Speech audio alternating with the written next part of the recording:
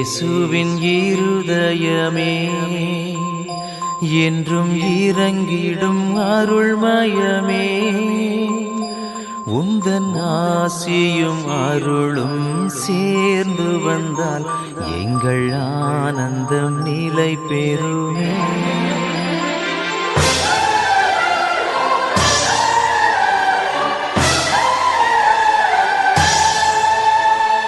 இயேசுவின் இருதயமே என்றும் இறங்கிடும் அருள்மயமே, உந்தன் ஆசியும் அருளும் சேர்ந்து வந்தால் எங்கள் ஆனந்தம் நிலை பெறுமே.